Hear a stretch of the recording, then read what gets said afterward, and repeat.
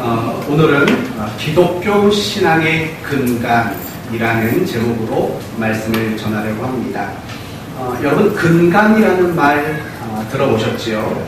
뿌리 근의 줄기 간입니다. 뿌리 근의 줄기 간. 어떤 사물이나 또는 사상의 중심을 이루는, 뼈대를 이루는 그 중요한 무엇, 이게 바로 근간이라는 말입니다. 예를 들면 이런 거죠. 단팥빵의 근간은 뭡니까? 제가 팥빵을 좋아하는데 단팥빵의 근간은 뭘까요? 단팥빵이 되도록 만드는 거, 그게 뭘까요? 팥이에요. 만약에 팥이 없다면 더 이상 그거는 단팥빵이 될 수 없는 겁니다. 팥이 있기 때문에 그 빵은 단팥빵이 될 수 있는 겁니다. 따라서 기독교 신앙의 근간이라는 말은 이런 거죠. 기독교 신앙을 성립시키고 기독교 신앙을 가능하게 하는 그 전제와 그 내용, 그걸 우리는 기독교 신앙의 근간이다, 이렇게 말할 수 있는 겁니다. 오늘 본문은 예수님이 광야에서 마귀에게 시험을 당하시는 장면입니다. 그리고 중요한 것은 예수님이 시험 당하시는 이 장면 속에 기독교 신앙을 성립하고 기독교 신앙을 가능하도록 만드는 신앙의 근간이, 그 내용이 이 속에 담겨져 있다는 겁니다. 그러므로 오늘 말씀을 통해서 기독교 신앙의 근간이 과연 무엇인가, 이 부분을 우리가 좀 바르게 정립할 수 있는 그런 시간을 가지려고 합니다. 먼저 오늘 본문의 내용을 살펴봅시다. 1절 함께 읽어봅시다. 예수께서 성령의 충만함을 입어 요단강에서 돌아오사 광야에서 40일 동안 성령에게 이끌리시며. 아멘. 예수님이 세례 요한에게 세례를 받으셨습니다. 그리고 이제는 공생애를 시작하시려고 합니다. 그 이전에 예수님께서는 성령에 이끌려 어디로 나가셨습니까? 광야로 나가셨습니다. 광야란 물이 없고 숲이 없어서 사람이 거주하기 어려운 곳이며 들짐승들이 거주하는 아주 거친 황무지를 우리는 광야라고 말을 합니다. 그곳에서 예수님은 40일 동안 금식을 하셨습니다. 40일 동안 금식을 하셨고 또 그 줄이신 상태로 예수님은 기도를 하셨습니다. 그때 2절을 보시면 누가 등장을 합니까? 마귀가 등장합니다. 마귀가 등장해서 예수님을 시험합니다. 오늘 함께 읽은 본문을 보면 마귀는 예수님을 세 가지로 시험합니다. 그 첫 번째는 무엇일까요? 3절에 보시면 네가 만일 하나님의 아들이거든 이 돌들에게 명하여 무엇을 만들라고요? 떡이 되게 하라 라는 시험을 합니다. 그때 예수님은 이렇게 대답하십니다. 4절 기록된 바 사람이 떡으로만 살 것이 아니니라. 예수님은 마귀의 첫 번째 시험을 이기신 겁니다. 그러다 마귀는 또다시 두 번째 시험을 합니다. 예수님을 향해서 무엇을 보여줬냐면 5절, 6절 이하를 보시면 예수를 이끌고 올라가서 순식간에 무엇을 보여줬습니까? 천하 만국을 보이시며 이르되 이 모든 권위와 그 영광을 다 내게 줄 것이다. 그러면서 7절은 무엇을 요구합니까? 그럴 테니까 내가 천하 만국의 모든 걸 줄 테니까 나에게 뭐 하라고요? 절을 해라. 이 시험을 받습니다. 그러자 예수님은 이렇게 말합니다. 8절 주 너의 하나님께 경배하고 다만 그를 섬기라. 이렇게 해서 두 번째 시험도 이기셨습니다. 마귀는 이제 세 번째 시험을 합니다. 예수님을 데리고 어디로 갑니까? 9절을 보니까 예루살렘으로 가서 성전 꼭대기에 세웁니다. 그리고 뭐라고 말하냐면 이렇게 말합니다. 네가 만일 하나님의 아들이거든 뛰어내려라. 그러면 천사가 네 발이 땅에 닿기 전에 너를 붙잡을 것이다. 이렇게 시험을 합니다. 그러자 예수님이 뭐라고 말하냐면 12절에 주 너의 하나님을 시험하지 말라 라고 하시면서 시험을 이겼습니다. 예수님은 마귀의 이 세 가지 시험을 이기셨습니다. 그러자 마지막 13절을 보면 마귀가 예수님을 떠나갔다 라고 말씀합니다. 이게 바로 오늘 본문의 내용입니다. 오늘 본문의 내용 그 자체가 여러분에게는 충분히 이해할 수 있는 그런 내용일 겁니다. 그러면 이제 여러분에게 묻습니다. 오늘 본문의 내용을 자세히 살펴봤습니다. 그렇다면 오늘의 이 본문의 내용 가운데 신앙의 근간이 무엇인가를 여러분 혹시 찾으셨습니까? 신앙을 성립시키는 그 무엇, 또 신앙을 가능하게 만드는 그 무엇을 여러분은 과연 찾으셨습니까? 다시 한번 여러분이 신앙의 근간이라는 주제와 관점을 가지고 오늘 함께 우리가 살펴본 이 본문의 내용들을 생각해 보십시오. 그리고 여러분은 반드시 찾으셔야 합니다. 신앙을 성립시키는 근간, 신앙을 가능하도록 만드는 근간이 무엇이라고 제시하고 있는지를 보셔야 합니다. 무엇일 것 같습니까? 성령, 금식, 기도, 시험, 말씀, 이런 것들은 신앙 안에서 사실은 중요한 것이 맞습니다. 그러나 이러한 주제들은 신앙의 근간이라고 말하기는 어렵습니다. 그렇다면 지금 누가 사도가 말하려고 하는 신앙의 근간은 뭘까요? 특별히 기독교 신앙을 성립시키는 근간을 무엇이라고 말할까요? 오늘 본문에는 두 가지가 담겨져 있지만 오늘은 한 가지만 다루고 다음 주일에도 동일하게 신앙의 근간이라는 제목으로 또 한 가지를 여러분과 함께 나누려고 합니다. 오늘 본문이 말하고자 하는 신앙의 근간은 바로 이겁니다. 잘 들으십시오. 보이는 세계가 전부는 아니다라는 겁니다. 이게 제일 중요한 거예요. 보이는 세계가 전부는 아니다. 보이지 않지만 존재하는 세계, 보이지 않지만 존재하는 현실이 있다라는 사실을 확신하고 인정하는 것, 이것이 바로 기독교 신앙을 성립시키는, 가능케 하는 가장 중요한 내용이 된다는 겁니다.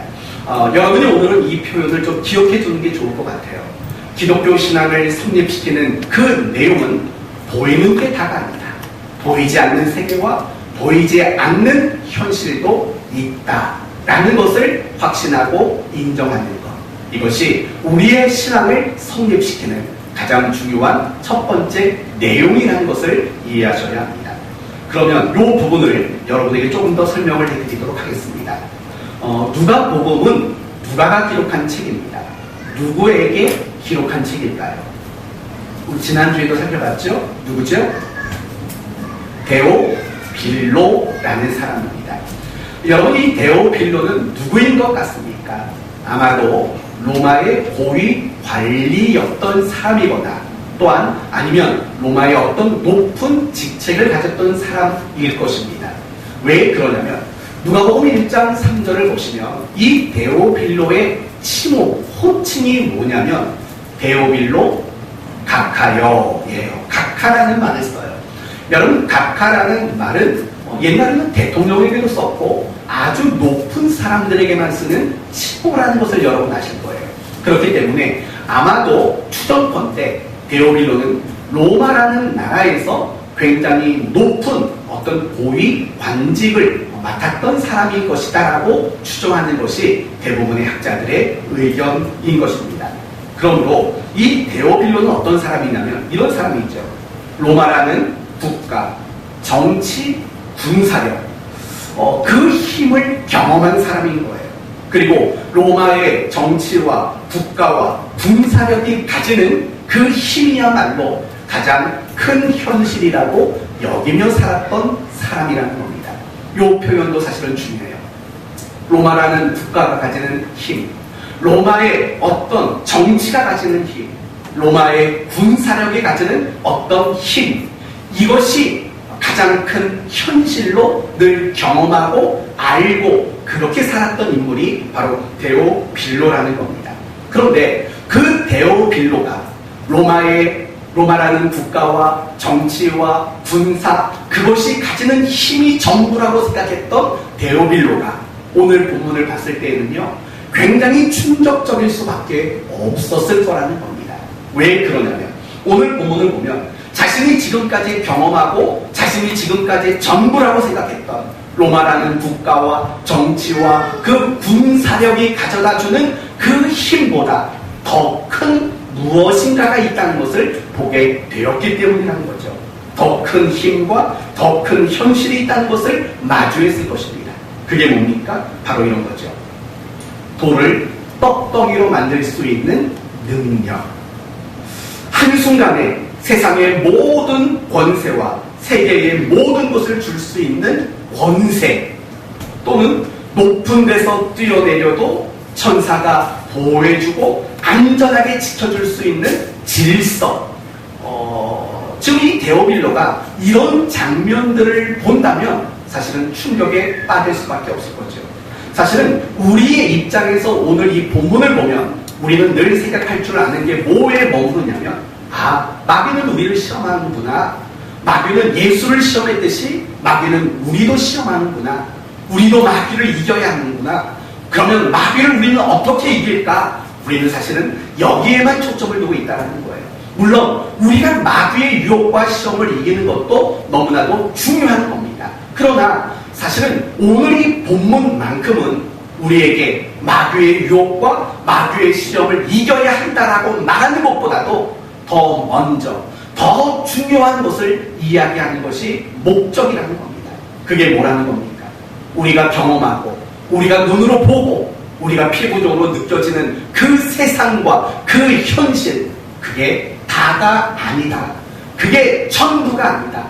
내 눈에 보이지 않는 것, 내가 경험해보지 못했던 그런 세계와 그런 현실도 분명히 존재한다 라는 것을 우리에게 가르치는 것이 바로 오늘 이 본문의 내용이라는 겁니다. 데오빌로는 로마라는 나라가 가지는 힘을 경험했습니다. 데오빌로는 로마의 정치가 발휘하는 힘을 경험했습니다. 데오빌로는 로마의 군사들이 만들어내는 어떤 능력들을 경험했습니다. 그게 최고라고 생각했을 사람이 분명합니다. 그러나 단 한순간에 말 한마디로 돌을 떡으로 만들 수 있는 권세가 있다는 것을 보았을 것이고, 또 단 한순간에 온 세상과 모든 권세를 줄 수 있는 권위가 있다는 것도 보게 되었을 것이고, 또 아무리 높은 곳에서 뛰어도 해하지 않는, 다치지 않는 그런 새로운 질서가 있다는 것도 그는 분명히 보게 되었다는 것입니다. 이것이 바로 예수님이 시험당하시는 이 기록을 소개하는 가장 중요한 목적이라는 겁니다. 그렇습니다. 기독교 신앙이 성립되기 위해서는 이게 필요한 겁니다. 보이는 게 전부가 아니다. 사실은 이 틀을 깨지 못하면 기독교 신앙을 받아들일 수 없게 돼요. 보이는 게 전부가 아니다. 보이지 않는 세계와 보이지 않는 현실이 존재한다. 이 사실을 깨닫고 이 사실을 인정하기 전에는 절대로 그 누구에게도 신앙이라는 것이 세워질 수 없고 신앙이라는 것이 성립될 수 없다는 사실을 우리는 알아야 하는 겁니다. 이런 의미로 본다면 우리 기독교 신앙을 성립시키는 근간은 다른 그 어떤 게 아닙니다. 보이는 게 전부가 아니구나. 보이지 않는 세계, 보이지 않는 현실이 존재하는구나를 깨닫고 확신하는 것. 이것이 기독교 신앙을 성립시키는 가장 중요한 근간이다. 이렇게 말할 수 있는 겁니다. 혹시 여러분 가운데 목사님, 아니 기독교 신앙을 성립시키는 근간이 고작 세상이 전부가 아니다, 보이는 게 다가 아니다, 너무 시시하지 않습니까? 혹시 이런 생각을 하시는 분이 계십니까? 그렇지 않습니다. 만약에 여러분이 그런 생각이 드신다면 창세기 1장 1절을 여러분은 생각해 보셔야 합니다. 창세기 1장 1절은 웬만하면 다 외우시죠? 준비되셨어요? 한번 해봅시다. 시작. 잠깐만요. 태초에 하나님이에요? 하나님이 태초예요? 다시 해봅시다. 시작. 누가 말하는지 하나도 모르겠어요. 태초에 하나님이 천지를 창조하시니라. 한번 해석해 보세요. 태초에 하나님이 천지를 창조하시니라. 어떤 내용일까요? 하나님이 태초에 하늘과 땅을 만드셨다라는 내용이죠. 문자적으로는 그런 내용입니다. 그러나 사실은 창세기 1장 1절은 단지 하나님이 하늘과 땅을 창조했습니다. 그 정도 범주 안에 머무르는 구절이 아니에요. 사실은 훨씬 더 폭넓은, 아마 우리가 헤아리지 못하고 우리가 측량하지 못할 정도로 넓은 이야기를 하는 거예요. 이렇게 말하면 될 것 같아요. 하나님은 하늘에 보이는 것과 보이지 않는 것을 창조하셨고, 하나님은 땅에 보이는 것과 보이지 않는 걸 창조하셨습니다. 더 넓게 얘기하면 이거죠. 하나님은 태초에 보이는 것과 보이지 않는 것을 창조하셨습니다. 보이지 않는 것, 보이는 것, 모든 것을 하나님이 창조했습니다. 라는 의미를 가지는 구절이 바로 창세기 1장 1절입니다. 사실은 창세기 1장 1절은요, 신앙을 가지고 가장 먼저 접하는 구절일 수밖에 없어요. 왜냐하면 성경의 가장 첫 번째 페이지, 첫 번째 내용이기 때문에 그래요. 여러분, 그 의미는 무엇이냐면 결국 이런 거죠. 하나님이 세상을 보이는 것과 보이지 않는 모든 걸 창조하셨다라는 이 1장 1절이라는 이 문을 통과하지 않고는 그 누구도 신앙이라는 것을 가질 수 없다라는 것을 말하는 거예요. 이걸 반대로 말한다면 창세기 1장 1절, 하나님이 하늘과 땅에 보이는 것과 보이지 않는 모든 것을 창조하셨습니다 라는 것을 인정하는 사람만이, 이 1장 1절이라는 문을 통과하는 사람만이 바로 신앙이라는 것을 가질 수 있다라는 거예요. 여러분 한번 생각해 보십시오. 보이는 게 전부다 라고 여기는 사람이 과연 신앙이라는 것을 가질 수 있을까요? 보이는 게 다다, 내 눈에 보이고 내가 만질 수 있는 거, 내가 느낄 수 있는 거, 내가 경험할 수 있는 거, 그게 다다 라고 여긴다면 과연 하나님께 대한 신앙은 과연 만들어질 수 있겠습니까? 그것은 불가능한 일일 수밖에 없는 겁니다. 바로 창세기 1장 1절이 그걸 말하는 거예요. 하나님은 보이는 것만 만드신 게 아니다. 보이지 않는 모든 것까지 만드신 분이시며 그것을 통치하시고 그것을 다스리시는 분이시다. 바로 이 내용이 함축되어 있는 게 1장 1절인 거죠. 그것을 아멘으로 받는 사람, 그 사람은 신앙이라는 걸 가질 수 있게 되는 거예요. 그 사람에게 비로소 신앙이라는 것이 성립되는 거라고요. 마찬가지라는 거예요. 보이는 것이 전부가 아니다라는 것을 깨닫고 보이지 않는 세계와 보이지 않는 현실이 있다는 것을 인정할 때 비로소 신앙이라는 것이 성립된다는 것입니다. 이제 여러분에게 묻습니다.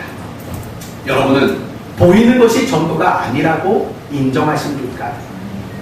아멘 하셔야 되는 거예요. 또 묻습니다. 보이지 않는 세계, 보이지 않는 현실이 있다고 인정하십니까?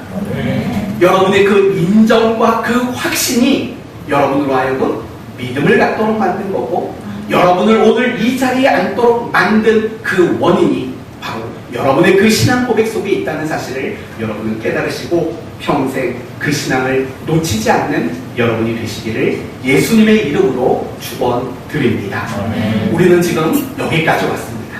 신앙이라는 것이 성립되려면, 신앙이라는 것을 가질 수 있으려면 보이는 게 다가 아니고 보이지 않는 세계와 보이지 않는 현실이라는 것이 있다는 것을 인정해야 된다.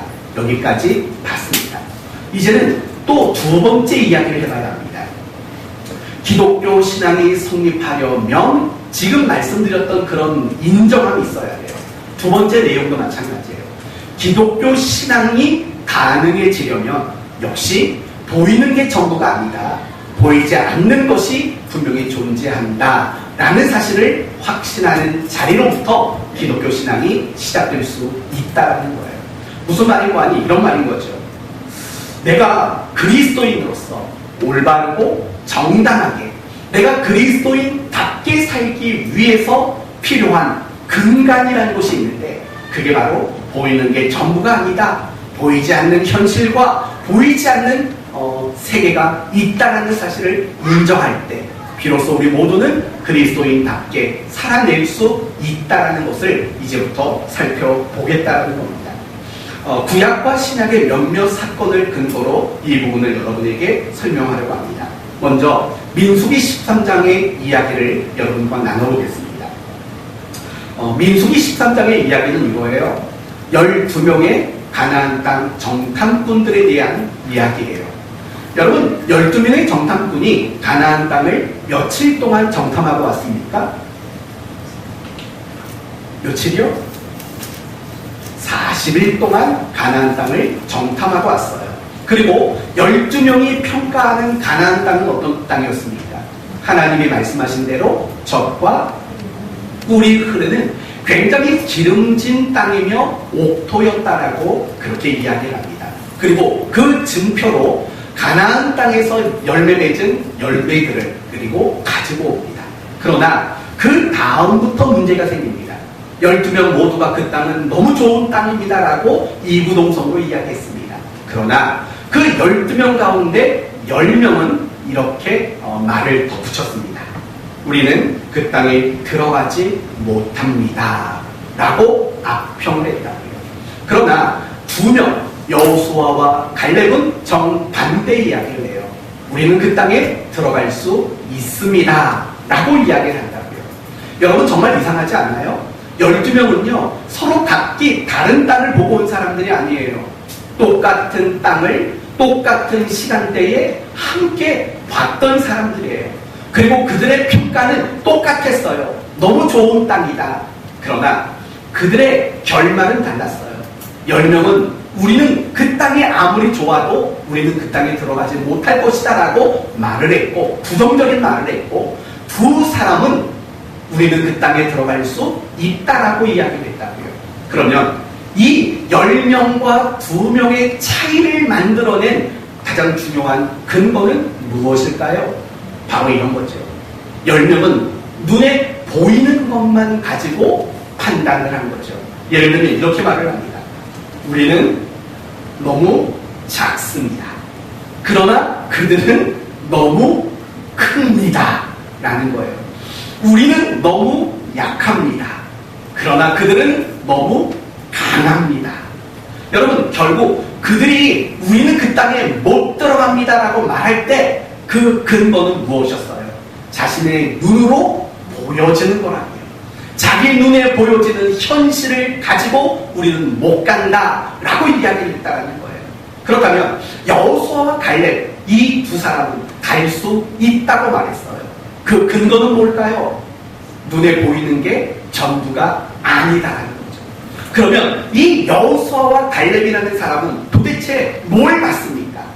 보이지 않는 세계, 보이지 않는 현실을 바라봤다는 거죠.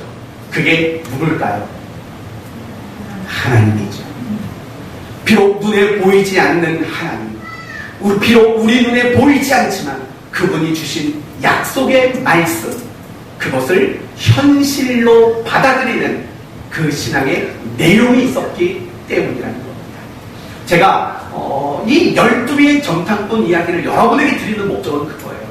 이 12명 모두 신앙을 가진 사람들이에요. 그 모두 각 지파를 대표한 꽤 훌륭한 사람들이었다고요.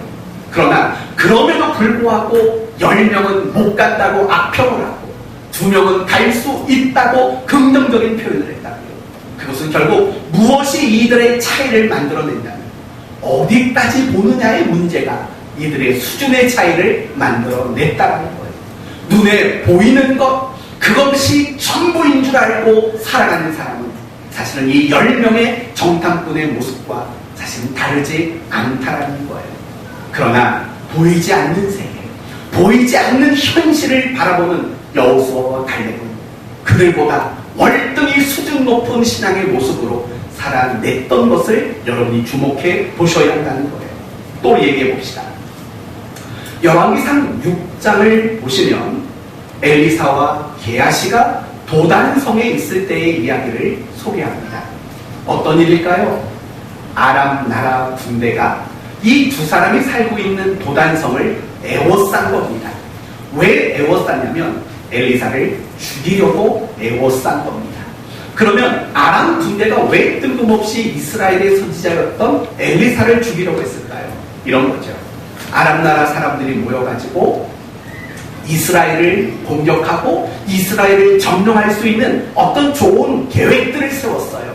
그런데 이스라엘 땅에 살고 있었던 엘리사 선지자가 아람에서 세운 그 계획들을 어떤 방법인지는 모르겠지만 다 알아내는 거예요. 너무 신기하죠? 그걸 다 알아내요. 그리고 여호람 왕에게 찾아가서 지금 아람 군대가 이런 계획을 세우고 있습니다. 대비하십시오. 라고 말을 하는 거예요. 그러면 여러분, 그 전쟁에서 질래야 질 수가 없는 거예요. 상대편의 수를 아는데, 상대편의 전략을 아는데 어떻게 지겠냐고요. 그러니까 매번 아람 나라가 이스라엘을 침공할 때 지게 되니까 너무 이해가 안 된 거예요. 어떤 군사적인 그 레벨로 봐도 자기 나라가 훨씬 우월하거든요. 근데 군사력이 우리보다 약한 이스라엘이 늘 이기는 거예요. 이해가 되지 않아요. 그러다가 어느 날 알게 됐던 거예요. 이스라엘이라는 나라에 엘리사가 있는데 이 사람이 우리가 작전을 짜면 그게 다 알아내는 신통한 어떤 능력이 있더라. 그래서 우리가 졌다더라. 이 얘기를 듣게 된 겁니다. 그러니까 아람 나라 사람들이요, 이스라엘을 점령하려면 엘리사부터 죽여야겠다라는 생각을 가지게 된 겁니다. 그래서 엘리사를 죽이려고 그가 살고 있었던 성읍이었던 도단을 애워싼 겁니다. 그런데 도단성을 포위한 이 아람 군대를 제일 먼저 본 사람은 누구냐면 엘리사의 사환 게하시라는 사람이 제일 먼저 봅니다. 그리고 보자마자 자지러집니다. 그리고 이제 우리는 죽었다. 굉장히 큰 두려움과 절망을 가집니다. 그런데 뜻밖에도 엘리사는 하나도 두려워하지를 않습니다. 그러면 여기서 우리는 고민해야죠. 아니, 게하시는 도단성, 자기들이 사는 성읍을 애워싼 아람 군대를 보고 그렇게 두려워했는데 엘리사는 왜 두려워하지 않을 수 있었을까를 생각해야죠. 이유는 뭘까요? 게하시는 자기 육체의 눈으로 보이는 것만 전부로 여겼기 때문이에요. 아, 내가 살고 있는 이 성을 애워싼 아람의 군대, 그거밖에는 볼 수가 없었던 거죠. 그러나 엘리사는 달랐어요. 엘리사는 자기 성을 애워싼 아람 군대, 그리고 그 아람 군대를 또 애워싼 하나님의 군대를 볼 수 있는 안목이 그에게 있었기 때문이라는 거예요. 결국 무엇을 말하는 거냐면 무엇을 보느냐, 얼만큼 보느냐, 어디까지 보느냐가 게하시가 될 수도 있는 거고 엘리사가 될 수 있도록 만들 수도 있다는 거예요. 사랑하는 성도 여러분, 한 가지 이야기만 더 해볼게요. 이사야서 6장 말씀을 보시면 이사야 선지자가 소명을 받는 장면이 기록되어 있습니다. 그런데 이사야서 6장 가장 첫 번째 1절은 이렇게 시작을 합니다. 우시야 왕이 죽던 해에 라는 표현이 쓰여지고 있어요. 여러분 생각해봐요. 만약입니다. 오늘 갑자기 우리나라 대통령이 죽었습니다. 어떤 일이 일어날까요? 아마 나라적으로 비상상태가 선포될 것이 분명합니다. 나라적으로도 굉장히 위험한 그런 위급 상황이 될 게 분명하다고요. 그런데 여러분, 고대 시대에 나라의 왕이 죽었다라는 것, 여러분, 그것은 굉장히 큰 위험이고 또 위기인 상황이라는 걸 우리는 충분히 짐작할 수 있을 거예요. 그런 상황 가운데 이사야 선지자가 하나님께 이렇게 말을 합니다. 하나님, 제가 하나님을 위해서 이 백성에게 가겠습니다. 내가 가서 이 백성에게 하나님의 말씀을 전하겠습니다. 이사야 선지자가 그렇게 스스로 자원하고 소원하게 됩니다. 그때 하나님은 이렇게 말씀하십니다. 여호와께서 이르시되 가서 이 백성에게 이르기를 너희가 듣기는 들어도 깨달지 못할 것이요 보기는 보아도 알지 못하리라 말하라 라고 말하는 거예요. 여러분, 이 말은요 이사야 선지자가 백성들에게 전할 메시지를 가르쳐주는 게 아니라 하나님의 이사야 선지자에게 먼저 하시는 말씀인 거예요. 이런 뜻인 거예요. 그래, 네가 선지자가 되겠다고? 네가 내 메시지를 가지고 백성에게 가겠다고? 그러나 잊지 마. 그들은 아무리 네가 말해도 듣지 않을 거야. 네가 아무리 자세히 설명해도 그들은 깨달지 못할 거야. 그들은 결국 망할 거야 라고 이야기를 하는 겁니다. 그럼 여러분, 선지자의 입장에서요, 내가 가서 메시지를 전하겠다고 하는데 가봤자 소용없어 라는 하나님의 답이 주어진다면 얼마나 맥 빠지겠냐고요. 그러면 이 두 가지를 정리해 보세요. 이사야 선지자가 선지자로서 자청하는 그 순간 어떤 때라고요? 왕이 죽었을 때예요. 국가적으로도 어려운 때예요. 그런데 선지자로서 메시지를 전해도 소용이 없다라는 하나님의 경고의 말을 들었어요. 여러분 같으면 이런 상황에서 선지자로서의 역할들을 잘 감당하실 용기가 나겠어요. 그러나 이사야 선지자는 그런 나쁜 상황 속에서도, 그런 열악한 상황 속에서도, 어떤 기대와 소망이 없어 보이는 그런 현실 속에서도 선지자로서의 그 직무를 너무나도 잘 감당했다라는 거예요. 그렇다면 이사야 선지자가 그런 절망스러운 현실에서도 선지자의 직무를 잘 감당할 수 있었던 이유는 과연 뭘까요? 5절에 그 답이 나와요. 이런 말이 나오죠. 만군의 여호와이신 왕을 배옵나이다 라고 말을 해요. 놀라운 표현이에요. 누구를 봤다고요? 만군의 왕이신 하나님을 봤습니다 라고 말을 해요. 여러분, 하나님은 우리 육신의 눈에 보이는 현실인가요? 그렇지 않아요. 그렇지만 이 이사야 선지자는 믿음의 안목을 가지고 눈에 보이지 않는 세계와 보이지 않는 현실 속에 속한 하나님을 바라봤다라는 거예요. 그 차이인 거예요. 우리가 가지고 있는 육신의 눈, 우리가 가진 이 눈으로 볼 수 있는 것이 전부라고 여기면 사실 우리 모두는 그리스도인답게 살아갈 수가 없는 거예요. 신약의 성경의 예를 한두 가지만 더 들어볼게요. 사도행전 7장 말씀을 보시면 최초의 순교자의 이야기가 나와요. 그분이 누구시죠? 스데반 집사님이셔요. 이 분은 자기를 향해 돌로 치는 자들을 향해서 뭐라고 말하냐면, 하나님, 저들을 용서해 주십시오 라고 그들을 용서하는 일을 했다고요.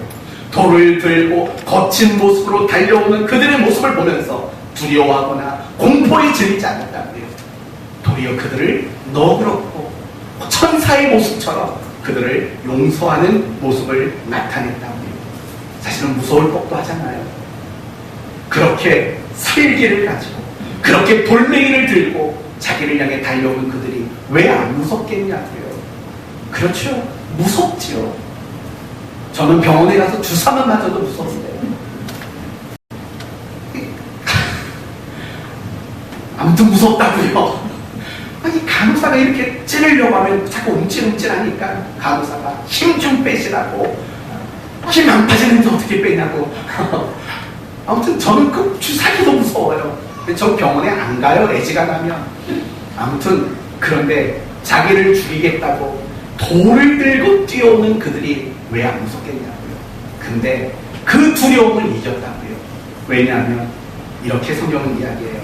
5절에 스데반이 성령 충만하여 하늘을 우러러 주목하여 하나님의 영광과 및 예수께서 하나님 우편에 서신 것을 보고, 평상시에 보지 못했던 하나님 보좌 우편에 서 계신 그리스도를 보았다는 거예요.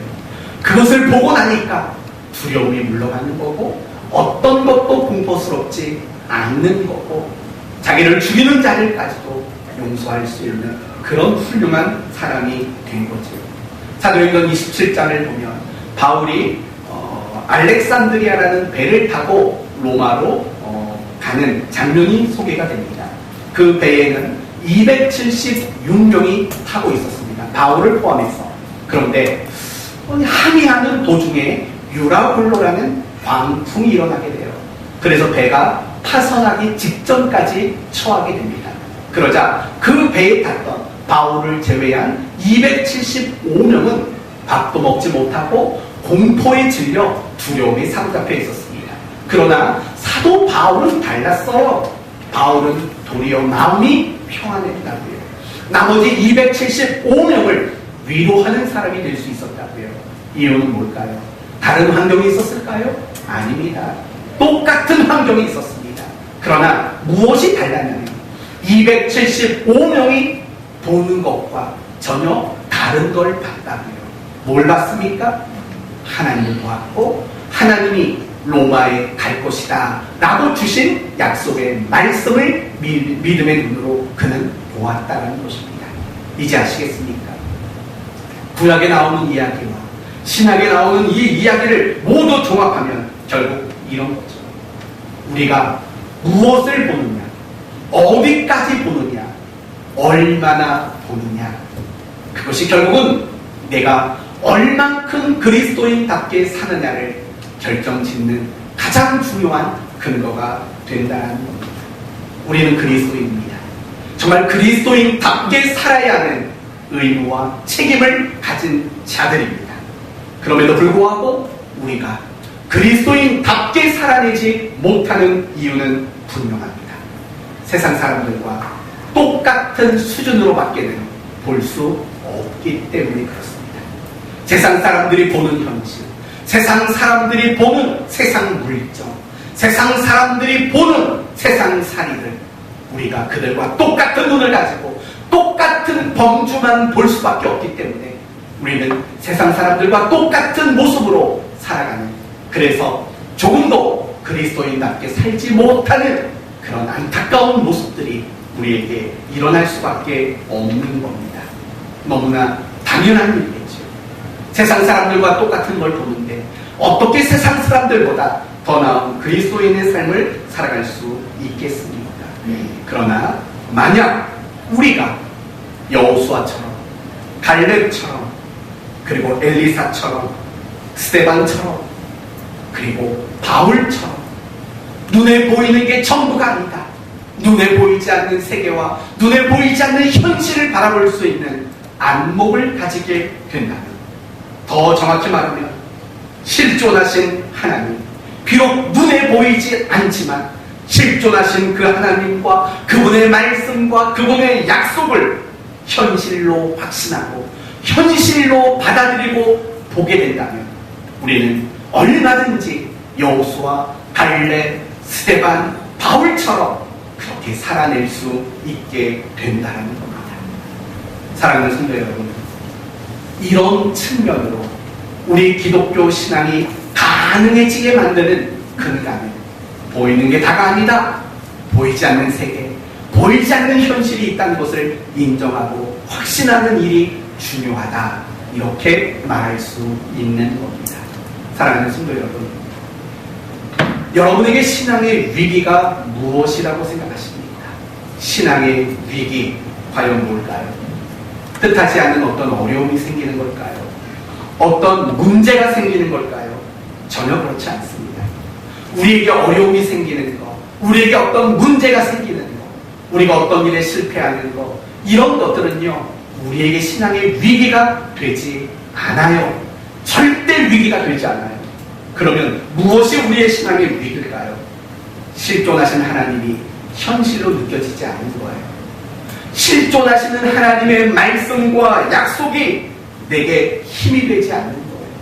하나님과 그분의 말씀이 현실이 아닌 비현실로 느껴질 때, 그것이야말로 우리가 가지는 신앙의 가장 큰 위기 상황이라는 것을 우리는 알아야 하는 겁니다. 사랑하는 성도 여러분, 혹시 여러분이 그런 사람 아니에요? 여러분이 어떤 어려움과 어떤 문제가 있을 때 하나님이 힘이 되지 않아요. 하나님의 약속의 말씀이 위로가 되지 않아요. 그게 바로 여러분의 신앙의 가장 큰 위기라는 거예요. 반대로 생각해봐요. 어려움이 있고 문제가 있어요. 그런데 하나님이 느껴져요. 하나님의 말씀과 하나님의 약속이 위로와 힘이 돼요. 그렇다면 그런 사람에게 그 어려움과 그 문제는 과연 위기가 될 수 있을까요? 그건 위기가 되지 못해요. 도리어 하나님을 경험할 수 있는 기회가 된다고요.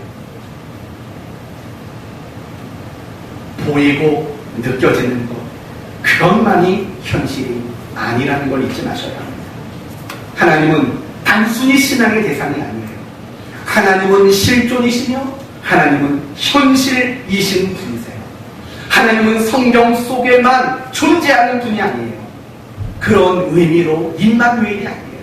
하나님은 내 삶에서 내가 겪는 모든 현실 속에서 함께 하시는 하나님이라는 측면으로 임마누엘이 말씀되어지는 거예요. 여러분의 인생의 가장 큰 현실은 사실은 하나님이라고요. 그것을 붙잡는 것이 내가 신앙을 가능케 만드는 가장 중요한 신앙의 근간이 된다는 겁니다. 사랑하는 성도 여러분, 그러므로 보이는 것이 전부라고 생각하지 마세요. 여러분의 눈에 보이는 것을 가지고 모든 걸 판단하고 생각하지 마세요. 실존하시는 하나님, 우리의 삶의 그 무엇보다도 큰 현실이신 하나님과 그분의 말씀과 그분의 약속을 여러분의 현실로 받아들이고 여러분의 현실로 인정할 줄 아는 그런 여러분이 되셔야 돼요. 그럴 때 어떤 순간에도 소망이 있고 어떤 순간에도 능력을 얻을 수 있고 어떤 순간에도 그리스도인답게 살아낼 수 있는 저와 여러분이 되기 때문이에요. 잊지 마세요. 하나님은 여러분이 눈에 보이는 현실보다 더 크신 현실이세요. 하나님의 말씀 역시 여러분의 인생을 살면서 필요하는 그 어떤 돈이나 명예나 권세나 건강이나 그런 현실보다 하나님의 말씀과 그분의 약속은 더 큰 현실이라는 사실을 굳게 잡는 여러분 되시기를 바랍니다. 그렇다면 이제 끝으로 한 가지 조금은 어려운 이야기를 해보도록 합시다. 분명히 우리는 여기까지 왔어요. 보이는 세계가 다가 아니다. 보이는 현실만이 현실의 전부가 아니다. 보이지 않는 세계, 보이지 않는 현실이 있다. 그걸 봐야 된다까지 온 거죠. 그런데 그게 쉬운 일인가요? 아니, 도무지 보이지 않는데 그것을 내 현실로 받아들이는 것, 그거 결코 쉬운 일은 아닐 겁니다. 그렇다면 보이지 않는 세계와 현실을 우리는 어떻게 볼 수 있을까요? 여호수아, 갈렙, 엘리사, 스데반, 그리고 바울, 이 사람들은 도대체 어떻게 보이지 않는 그 현실을 볼 수 있었을까요? 무엇으로 봤을까요? 믿음으로 봤죠. 믿음으로 봤다고요. 우리는 보통 믿음이 뭡니까? 라고 말하면 기도 응답을 받는 도구입니다. 하나님께 복을 받는 수단입니다. 그러니까 우리는 항상 믿음이라는 말이 나오면 액센트를 넣죠. 이렇게 하죠. 어떻게 한다고요? 믿습니다. 이 액센트를 굉장히 강하게 넣죠. 강조해야 되니까. 그래야 응답을 받고 그래야 복을 받는다고 생각하니까. 하지만 그럴 필요 없어요. 그리고 사실은 믿음이라는 건 응답을 받아내는 수단이나 어떤 복을 받기 위한 도구가 아니거든요. 믿음이 뭘까요? 믿음은 우리가 보지 못하는 그 현실과 세계를 보게 만드는 안목이고 관점이 사실은 믿음이거든요. 성경이 말하는 믿음은 대부분 어디에 초점을 두냐면 우리의 시선에 초점을 두고 있다는 것을 기억하셔야 돼요. 그래서 히브리서 11장 1절에 이렇게 말을 하죠. 믿음은 바라는 것들의 실상이요 보지 못하는 것들의 증거이다. 이렇게 이야기를 하는 거죠. 결국 믿음이란 하나님을 향한 시선이며 하나님을 향한 관점을 믿음으로 이야기하고 있는 거예요. 믿음으로 우리는 보이지 않는 세계를 볼 수 있는 안목을 갖게 되는 거예요. 그러면 이 믿음을 얻으려면 우리는 어떻게 해야 될까요? 첫 번째, 기도하셔야 돼요. 하나님, 제발 보이지 않는 것까지 바라볼 수 있는 믿음의 안목을 주십시오 라고 여러분은 기도하셔야 돼요. 그리고 두 번째는 묵상하셔야 돼요. 여러분이 성경을 묵상하다 보면 여러 상황, 여러 현실을 마주한 성경의 인물들을 보게 됩니다. 그들을 묵상하세요. 그들의 삶을 묵상하세요. 그리고 그들의 삶 속에서 하나님이 어떻게 일하시고 어떻게 역사했는가를 묵상하세요. 그리고 여러분이 묵상한 그 내용을 가지고 여러분의 현실에 적용을 시키는 훈련을 많이 하셔야 돼요. 여러분이 지금 어떤 일에 실패를 했어요. 그러면 여러분이 성경에 나오는 어떤 일에 실패한 사람의 그 삶 속에서 역사하신 하나님을 묵상하라고요. 그리고 여러분의 삶에 그 묵상된 말씀을 여러분은 적용시키셔야 돼요. 그리고 진짜 중요한 마지막 세 번째는 이겁니다. 순종하시는 거예요. 첫째는 기도하는 거고, 둘째는 묵상하고 적용하는 것이고, 셋째는 순종하는 것입니다. 여러분, 우리가 신앙생활을 하면서 가장 어려움을 느낄 때가 언제인 줄 아세요? 바로 이런 부분이에요. 신앙과 현실의 격차를 느낄 때 우리는 가장 힘겨움을 겪게 되는 거예요. 예를 들면 이런 거예요. 성경은 우리에게 무엇이라고 말하냐면 항상 기뻐해라, 범사에 감사하라. 우리에게 그렇게 요구하셔요. 명령하셔요. 그런데 실상 내 현실을 보면 어때요? 항상 기뻐할 만한가요? 범사에 감사할 만한가요? 사실은 달라요. 하나님은 항상 기뻐해라, 범사에 감사해라 이만큼 얘기하는데 내 삶은 기쁨과 감사는 고작 요만큼밖에 없다. 이만큼에서 이만큼의 이 격차가 사실은 우리의 신앙생활을 힘들고 지치도록 만드는 거예요. 또 있어요. 원수를 사랑하라. 사실은 우리는 그러고 싶지 않아요. 그런데 하나님은 우리에게 원수를 사랑하라고 말해요. 원수를 사랑해라. 글쎄요, 이 격차가 우리를 힘들고 버겁도록 만드는 거예요. 하나님은 우리에게 이렇게 말했어요. 내가 항상 너희와 함께하겠다. 그러나 막상 내 현실을 뒤돌아보면 하나님이 함께하는 것이 도무지 느껴지지 않는 현실일 때가 많아요. 그 격차가 우리를 힘들게 만든다고요. 어딜 그뿐이에요? 너희는 내 아들이요, 내 딸이다, 내 자녀다 라고 말을 한다고요. 그러나 내가 이 세상을 살면서 하나님의 아들, 하나님의 딸 대접을 받는 게 별로 안 느껴지는 현실이 훨씬 더 많다고요. 그런 격차가 우리의 신앙생활을 지치게 만들고 우리에게 그런 것들을 힘들게 만드는 원인이 된다는 거예요. 그렇다면 이 부분은 고민해 봐야 돼요. 우리는 왜 힘들까요? 왜 이런 신앙의 차이가 생길까요? 신앙과 내가 살아가는 현실의 이 격차가 생기는 이유가 뭘까요? 그거는 바로 시간의 차이 때문이라는 거예요. 시간의 차이. 요건 여러분이 좀 잘 들으셔야 돼요. 시간의 차이라는 건 뭐냐면 예를 들면 이런 거예요. 아브라함을 가지고 예를 들어볼게요. 내가 너에게 아들을 주마 라고 약속의 말씀을 주셨어요. 그러나 아브라함의 입장에서는요, 약속은 받았는데 안 이루어져요. 이 격차가 너무 크니까 아브라함은 이 격차 속에서 뭘 했어요? 하갈, 자기 부인의 몸종 하갈을 통해서 애를 낳고, 그게 아니라고 말하니까 그 다음에는 자기 집에서 자기가 가장 아끼던 종 엘리에셀인가요? 그 종을 양자로 삼으려고 했다고요. 그랬더니 하나님이 그것도 아니다라고 얘기했어요. 결국 아브라함이 그렇게 약속을 받았는데도 불구하고 힘겹고 지쳤던 이유는 이 격차 때문이에요. 근데 이 격차 속에 지치는 이유가 뭐냐면 시간의 차이 때문이에요.